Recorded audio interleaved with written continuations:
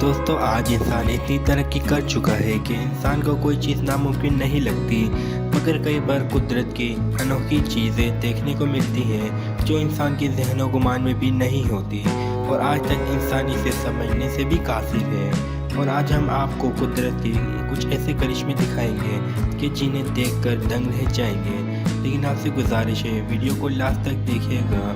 दोस्तों दुनिया के मुख्तलिफ मकामात पर मुख्तलिफ बादल देखने को मिलते हैं, कहीं बहुत ही खूबसूरत और कहीं बहुत ही डरावने। लेकिन ज़रा दुनिया के इन खूबसूरत और अनोखे बादलों को देख कर जो कि हर रोज़ सुबह के वक्त सिर्फ ऑस्ट्रेलिया गोल्फ कोर्स में ही देखने के लिए ही मिलती है। और इसके इन्हें मॉर्निंग ग्लोरी क्लाउड कहा जाता है, जो ज़मीन के 100 मीटर की बुलंदी पर होती है और 10 मीटर पर सेकंड के स्पीड से चलती है। ये ज़्यादातर एक ही बादल पर मुश्तमिल होता है, लेकिन बाज़ दफ़ा राउंड क्लास पर मुश्तमिल होते हैं। और जैसे जैसे बादल आगे की तरफ बढ़ते जाते हैं तो पीछे से बादल ख़त्म हो जाते हैं, जो कि काफ़ी अमेजिंग है।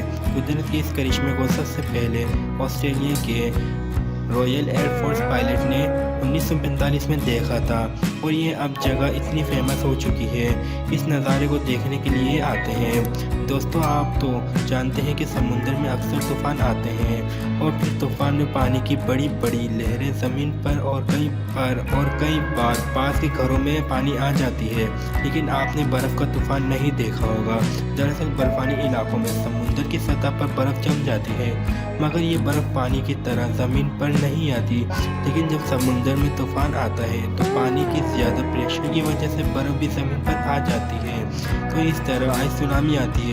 यह आइस सुनामी इतनी ख़तरनाक होती है कि अपने रास्ते पर आने वाली चीज़ों को तबाह कर देती है।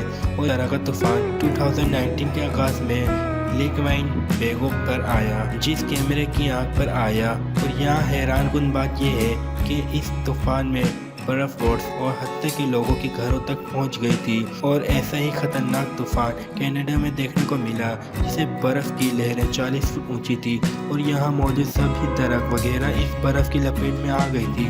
दोस्तों 2010 में हमारे मुल्क पाकिस्तान में बहुत ज़्यादा बारिश हुई थी कि जिसने 38 साल पुराना रिकॉर्ड तोड़ दिया। कई गांव और कई शहर इस लपेट में आ गए थे और काफ़ी नुकसान उठाना पड़ा। और इस बारिश में एक अजीब और अनोखी चीज़ें देखने को मिली कि लाखों की तादाद में मकड़ियाँ अपने आप को बचाने के लिए दरख्तों पर चढ़ गई और कुछ दिनों बाद दरख्त की यह हालत ऐसी हो गई। लेकिन इसके वहाँ रहने वालों को कोई नुकसान नहीं पहुँचा, मगर लोगों की खतरनाक मच्छरों और मक्खियों से भी छुटकारा भी मिल गया था। दोस्तों आगे बढ़ने से पहले मेरे चैनल को सब्सक्राइब कर लें और साथ ही बेल आइकन को दबा दें। दोस्तों आप बात करते हैं रशिया में मौजूद एक अजीब व गरीब जंगल की, जिसमें उगाने वाले दरख्तों की शक्ल अजीब है। ऐसा लगता है वो डांस कर रही हो और यही वजह है इस जंगल को डांसिंग फॉरेस्ट का नाम दिया गया। और कोई नहीं जानता कि ये दरख्त कहाँ कैसे हुआ और कहा जाता है इन दरख्त 1960 में लगाया गया था। कुछ लोगों ने कहा है यहाँ की मिट्टी बहुत ढीली है कि जिसकी वजह से ये हाल हुआ, और 5 लोगों के मुताबिक दरख्तों का उगाया गया था, इन पर किसी चीज़ का हमला हुआ होगा। और आप जितने लोगों से पूछेंगे हर कोई इनके बारे में अलग अलग बात बताएगा और मुझे भी इनकी वजह मालूम नहीं हुई। और आप लोग इन दरख्त की वजह के बारे में कमेंट में बताइएगा। दोस्तों अमेरिका की रियासत कैलिफोर्निया के डेथ वैली नेशनल पार्क में एक ऐसा वाक़या देखने को मिला कि जिसे सुलझाया नहीं जा सकता। यहाँ एक तालाब मौजूद है जो कि सारा साल सूखा रहता है, लेकिन इसमें मौजूद पत्थर एक दूसरी जगह पर मूव करते हैं। हालांकि इन पत्थरों को चलने किसी ने नहीं देखा, मगर इन पत्थरों के पीछे घसीटने का निशान इनके चलने का सबूत देती है।